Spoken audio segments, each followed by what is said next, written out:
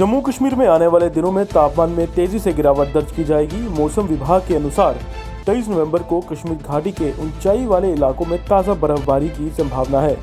यही नहीं, इस बर्फबारी का प्रभाव यातायात पर भी पड़ेगा। बर्फबारी के कारण मुगल रोड और श्रीनगर ले राजमार्ग बंद हो सकता है। मौसम विभाग के अनुसार कश्मीर घाटी में ताज़ा बर्फबारी के पूरे आसार हैं। 23 नवंबर को घाटी के ऊंचाई वाले इलाकों में भारी बर्फबारी की संभावना है।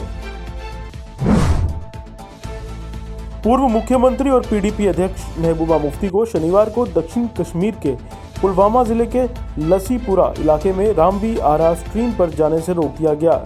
मुफ्ती के साथ गए एक पीडीपी कार्यकर्ता ने बताया कि प्रशासन ने मुफ्ती को धारा पर जाने की अनुमति नहीं दी।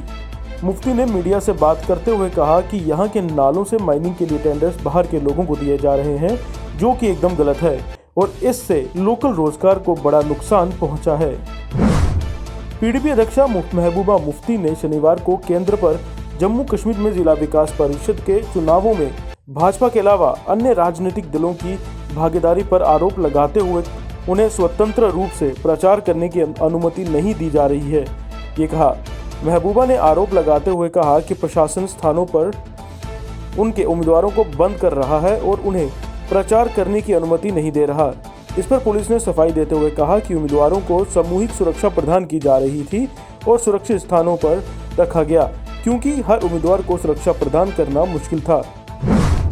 People alliance for Gupkar declaration के अध्यक्ष फारूक अब्दुल्ला ने शनिवार को जम्मू कश्मीर के चुनाव आयुक्त के शर्मा को एक पत्र लिखा, जिसमें आगामी डीडीसी चुनाव लड़ने वाले उम्मीदवारों के लिए पारदर्शी सुरक्षा व्यवस्था की मांग की है।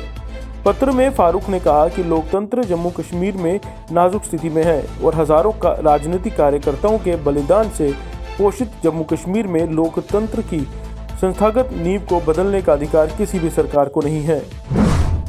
जिला विकास परिषद के 7वें चरण के चुनावों के लिए शनिवार को अधिसूचना जारी कर दी गई है।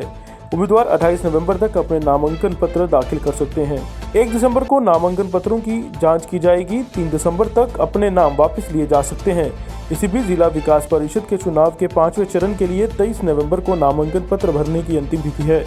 इसके लिए चुनाव 10 दिसंबर को होंगे। राजनीतिक दल अपने अपने उम्मीदवारों के नामों को अंतिम रूप देने में जुट चुके हैं। कश्मीर में सक्रिय आतंकवादियों को सहायता दे रहे ओवरग्राउंड वर्कर्स के खिलाफ पुलिस ने अपना शिकंजा कसना शुरू कर दिया है। घाटी में आतंकवाद को खत्म करने के लिए पुलिस ने उन्हें सहायता प्रदान करने वाले OGW का भी पता लगा लिया है।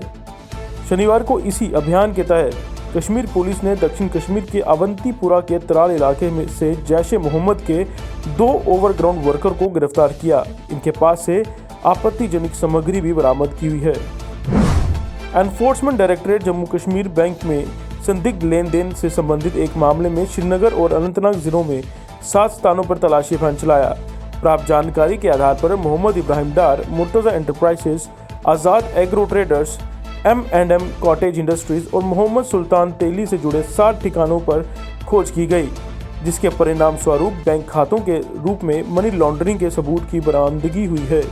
संदिग्ध लेन देन को रूट करने के लिए उपयोग किए जाना भी पाया गया है। शिवसेना बाला साहब की जम्मू इकाई ने शनिवार को गुपकार अलायंस और भाजपा के खिलाफ जोरदार प्रदर्शन किया और नारेबाजी की। शिवसेना ने भाजपा पर प्रहार करते हुए कहा कि भाजपा गुपकार अलायंस को लेकर कोई कड़ा कदम नहीं उठा रही है और सिर्फ बातें कर जनता को गुमराह कर रही है।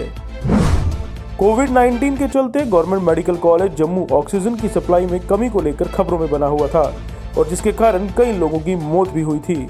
इसी कमी को पूरा करने के लिए GMC जम्मू में ऑक्सीजन प्लांट के इंस्टॉलेशन का काम शुरू कर दिया गया है, जिसके कारण GMC के पेशेंट्स को अबाधित ऑक्सीजन सप्लाई मिला करेगी। भाजपा महासचिव और कश्मीर मसलों के इंचार्ज एडवोकेट विबोध गुप्ता ने शनिवार को एक प्रेस वार्ता का आयोजन किया और गुपकार अलायंस पर पाकिस्तान और चीन का गुप्तचर होने का इल्जाम लगाते हुए कहा कि नगरोटा एनकाउंटर पर किसी भी गुपकार अलायंस के नेता ने सेना के जवानों का हौसला अफजाई करने के लिए एक भी ट्वीट नहीं किया।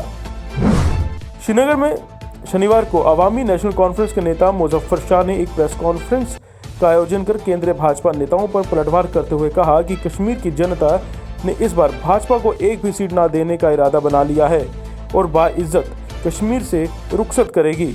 उन्होंने कहा कि पिछले 2.5 सालों में आपने जम्मू कश्मीर में डेवलपमेंट के नाम पर कुछ भी नहीं किया।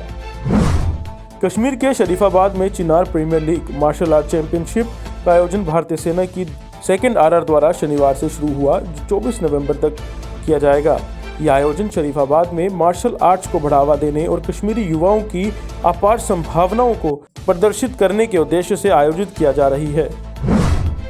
शनिवार को VDC मेंबर्स ने जम्मू में स्थित भाजपा हेडक्वार्टर्स को घेर विरोध प्रदर्शन किया। उन्होंने जम्मू कश्मीर भाजपा के मुखिया देवेंद्र रैना और वरिष्ठ नेता अशोक कौल पर उनकी डिमांड्स को नजरअंदाज करने और उन्हें समय न देने का आरोप लगाया।